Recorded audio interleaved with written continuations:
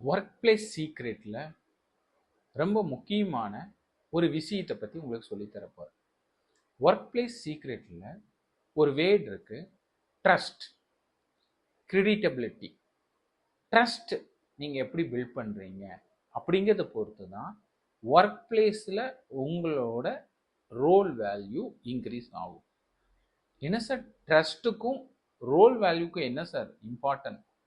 உங்கள் கேரியர் க்ரோத்துக்கும் ட்ரஸ்ட்டுக்கும் என்ன சார் இருக்கு அப்படின்னு நீங்கள் கேட்டீங்க அப்படின்னா, நீங்கள் ஒர்க் பண்ணக்கூடிய டிபார்ட்மெண்ட்டில் ஆர்கனைசேஷனில் உங்கள் மேலே ஒரு ட்ரஸ்ட், ஒரு ஹோப், ஒரு நம்பிக்கை, நம்பகத்தன்மை, கிரெடிட்டபிலிட்டி நீங்கள் கிரியேட் பண்ணணும்.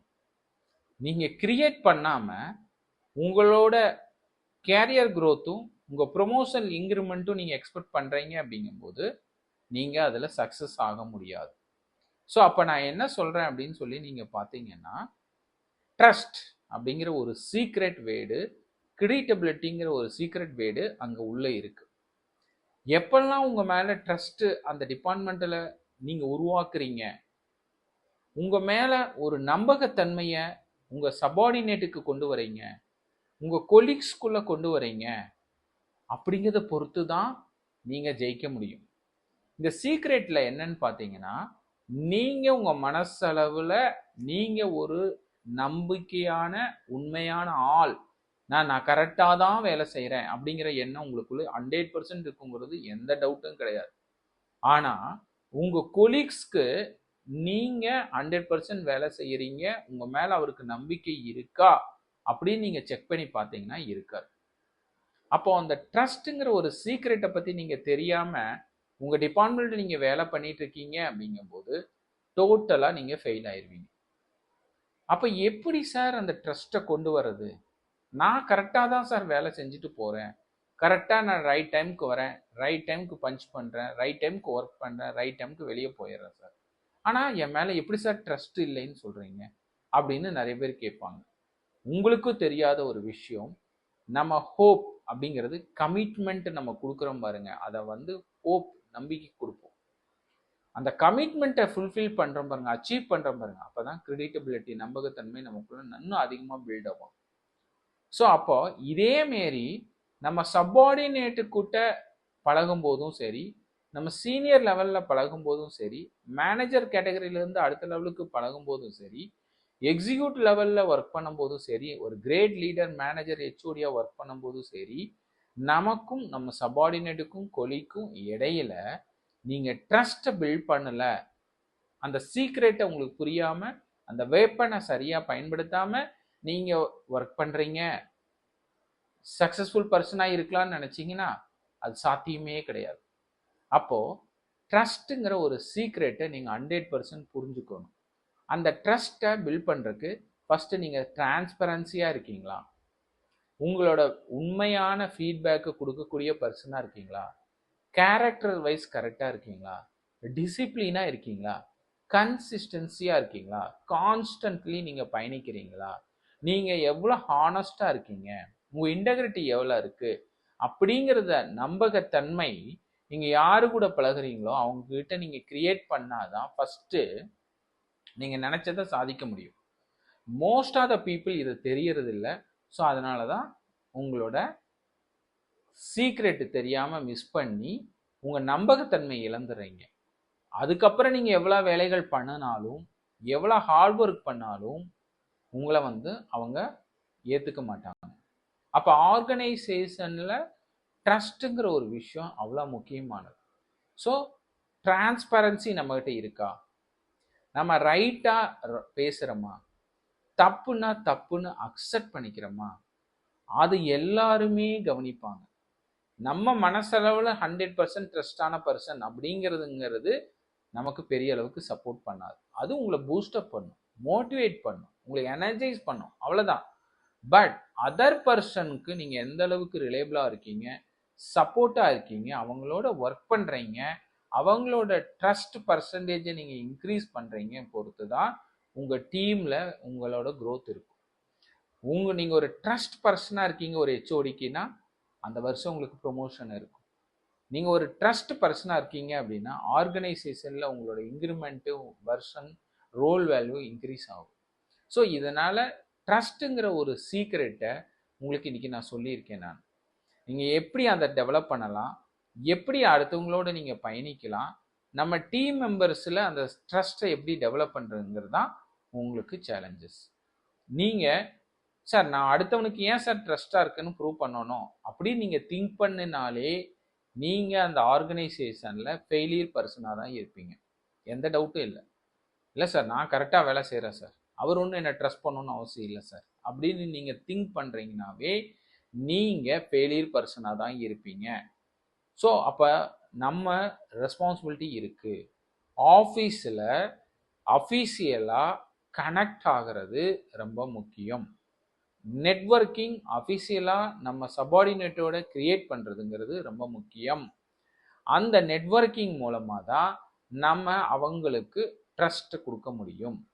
அவங்க நமக்கு கொடுத்த ஒர்க்கை சார் இந்த இடத்துல இந்த கமிட்மெண்ட் ஏற்றுக்கிறேன், இது இந்த டைமில் முடிச்சு கொடுக்குறேன், இந்த ப்ராஜெக்ட் இந்த டைமில் முடிச்சு கொடுக்குறேன் அப்படின்னு நீங்கள் கன்சிஸ்டன்சியாக 2-3 ப்ராஜெக்ட் கம்ப்ளீட் பண்ணும்போது தான் அவங்க உங்கள் மேலே ட்ரஸ்ட் வரும்.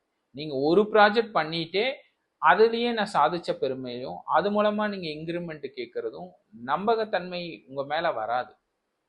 ஸோ அதனால் ஹை பர்ஃபார்மராக இருக்கேன், என்னை விட்டால் இவங்களுக்கு யாரும் கிடையாது, இவங்க என்ன சார்ந்து தான் இருக்கணும்னு உங்களுக்கு எண்ணம் வரும்போதும் உங்கள் மேலே அவங்களுக்கு ட்ரஸ்ட் இருக்காது. ஸோ அப்போ ஆட்டோமேட்டிக்காக ட்ரஸ்ட் இல்லாத பர்சனை நீங்களே ஏற்றுக்க மாட்டீங்க. நமக்கு ஒருத்தர் மேலே ஒரு நல்ல ஒரு அபிப்பிராயம் இருக்குது, அவர் மேலே ஒரு நம்பிக்கை இருக்குது அப்படின்னா தான் நீங்களே ரிலேஷன்ஷிப் வச்சுக்குவீங்க. நமக்கு நம்பிக்கை இல்லாத பர்சனை நீங்கள் எப்படி வச்சுக்குவீங்க? இதே தான் ஆர்கனைசேஷன். ஒர்க் பிளேஸ்லேயும் உங்கள் மேலே ஒரு ட்ரஸ்ட்டை பில்ட் பண்ணுறதுக்கு நீங்கள் ட்ரை பண்ணணும். அது வரைக்கும் நீங்கள் காத்து பொறுமையாக செயல்படணும். அவசரப்பட்டு நான் 1-2 விஷயம் செஞ்சுட்டேன் என் மேலே ட்ரஸ்ட் வந்துருச்சு அப்படின்னு நீங்கள் நினச்சிங்கன்னா நீங்கள் ஃபெயிலியர் ஆயிடுவீங்க. எப்பவுமே அமைதியாகவும் நிதானமாகவும் கன்சிஸ்டன்சியாகவும் கான்ஸ்டன்ட்லியும் நம்ம ஒர்க்கை கண்டினியூஸாக பண்ணிட்டு இருக்கோம். அப்படிங்கும்போது நம்ம மேலே ஆர்கனைசேஷனுக்கும் டிபார்ட்மெண்ட்லையும் ஒரு ட்ரஸ்ட் பில்ட் ஆகும். அந்த ட்ரஸ்ட் நம்பிக்கைத்தன்மையை நீங்கள் பில்ட் பண்ணும்போது தான் நீங்கள் அடுத்த வருஷனுக்கு போக முடியும். உங்கள் கொலீக் சப்போர்ட் பண்ணுவாங்க, உங்கள் ஹெச்ஓடி உங்களுக்கு சப்போர்ட் பண்ணுவாங்க, உங்கள் ஆர்கனைசேஷன் டிபார்ட்மெண்ட்டில் உங்கள் கேரியர் ரோல் வேல் நம்பிக்கையாக கொடுப்பாங்க. உங்கள் மேலே ஒரு கான்ஃபிடென்ஷியாலிட்டி வேணும்ல, ஒரு சார் இவர்கிட்ட நம்பி சொல்லலாம், இந்த விஷயத்த நம்பி இந்த ஒர்க்கை பொறுப்பை இவர்கிட்ட ஒப்படைக்கலாம் அப்படிங்கிற எண்ணமெல்லாம் உங்களுக்கு வந்தால் தான் அவங்க உங்கள்கிட்ட ஒப்படைப்பாங்க. அப்போ இந்த சீக்ரெட்டை நீங்கள் தெரிஞ்சுக்கணும். ஓ இது ஒரு சீக்ரெட்டா, இந்த ட்ரஸ்ட்டுங்கிறது சீக்ரெட். இந்த ட்ரஸ்ட்டை நம்ம பில்ட் பண்ணுறதுக்கு ஒர்க் பண்ணியிருக்கோமா, இந்த டிபார்ட்மெண்ட்டில் இந்த ஆர்கனைசேஷனில் நம்ம ஒர்க் பண்ணியிருக்கோமா அப்படின்னு செல்ஃப் கொஸ்டின்ஸ் உங்களுக்குள்ளேயே நீங்கள் கேட்டுக்கணும். நீங்கள் அந்த மாதிரி கொஸ்டின்ஸ் கேட்க கேட்க தான் உங்களோட ஸ்கில் இம்ப்ரூவ் ஆகும். இல்லை ஏன் இவங்க நம்ம ஏற்றுக்கல, நம்ம எங்கே தப்பு பண்ணிட்டோம், எங்கே நம்ம ட்ரஸ்ட் பில்ட் பண்ணாமல் விட்டுட்டோம் அப்படின்னு நீங்கள் ஒரு கொலீக்ஸ் கூடயே நீங்கள் ட்ரஸ்ட்டை பில்ட் பண்ணாதான் அவர் ஓப்பனாக உங்களை பற்றிய ஃபீட்பேக்கே உங்கள்கிட்ட சொல்லுவார். நெகட்டிவ் ஆர் குட் ஃபீட்பேக்கை உங்கள்கிட்ட ஷேர் பண்ணுவார். இல்லை அவர் நம்பிக்கை தன்மை உங்கள் மேலே வந்தால் தான் உங்களுக்கு சொல்லி கொடுப்பாரு. ஸோ இதெல்லாம் ட்ரஸ்ட்டில் இருக்கக்கூடிய சீக்ரெட்டு. ஸோ அப்போ நீங்கள் ஒவ்வொரு தடவையும் அந்த ட்ரஸ்ட்டை பில்ட் பண்ணுறதுக்காக ஒவ்வொரு டைமும் நீங்கள் ஒர்க் பண்ணணும்.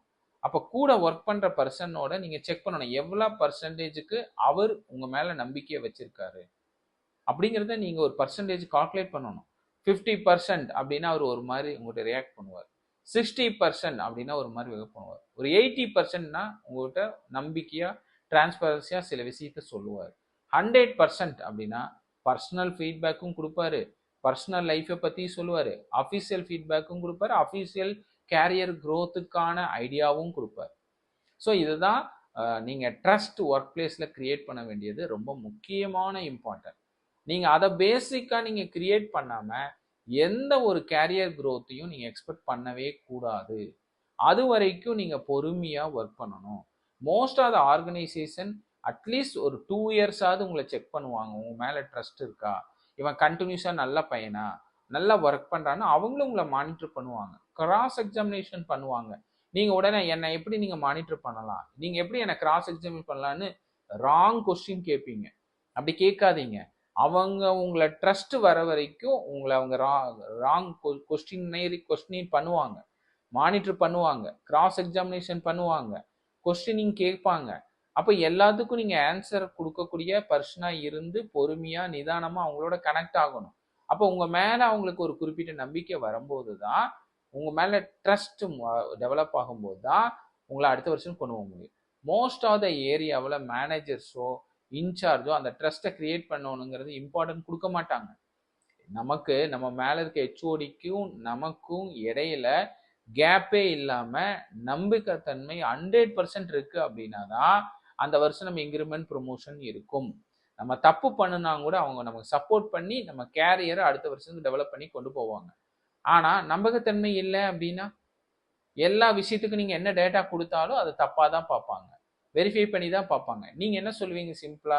சார் அவர் அப்படிப்பட்டவர் தான் சார், நம்ம எவ்வளோ ஜெனூனாக நடந்துட்டாலும் அவருக்கு என் மேலே நம்பிக்கையே வரலைன்னு சொல்லிடுவீங்க. அதுதான் தப்பு.